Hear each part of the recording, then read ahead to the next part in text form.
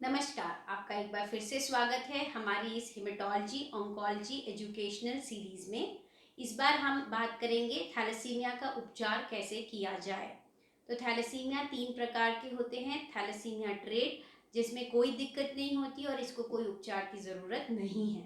Thalassaemia intermedia, जिसमें कभी कभी खून कम हो सकता है और अगर खून 7 ग्राम से कम है तो खून चढ़ाना पड़ सकता है। उसके अलावा हाइड्रोक्सी यूरिया नाम की एक टैबलेट दी जाती है, जिससे इनका हीमोग्लोबिन 1 से 2 ग्राम से बढ़ सकता है। और तीसरा चीज़ होता है कि इनका आयरन लेवल शरीर में ज़रूरत से ज़्यादा हो सकता है, तो आयरन लेवल की जांच हर 3 महीने में की जानी चाहिए। और अगर फेरेटिन मोर देन 750 है तो ऐसे में आयरन कम करने की दवाइयाँ दी जाती हैं। तीसरा और सबसे खतरनाक किस्म का थैलेसीमिया जो होता है वो है थैलेसीमिया मेजर।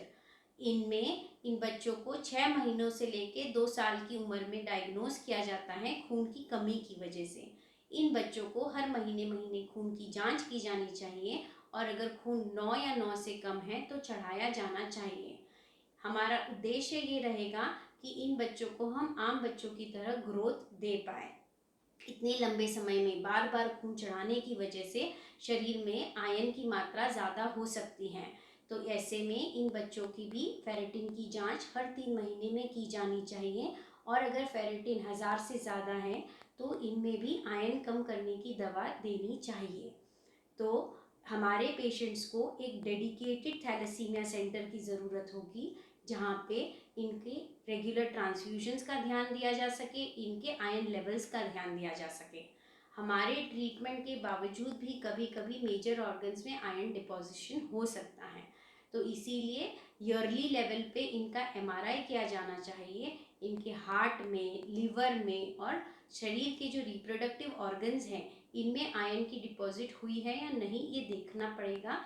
और अगर हुई है तो हमारे आयरन कम करने की दवाइयों का डोज कम या ज़्यादा करना पड़ सकता है।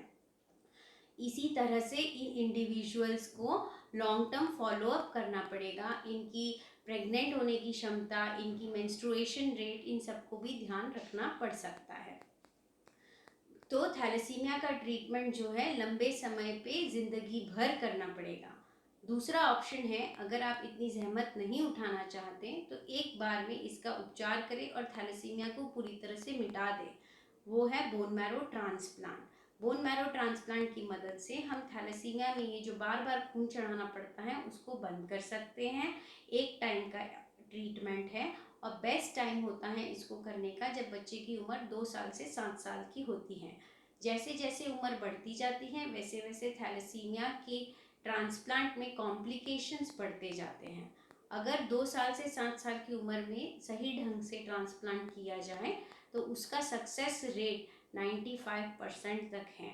इसीलिए सही समय पे ट्रांसप्लांट कर लेना चाहिए।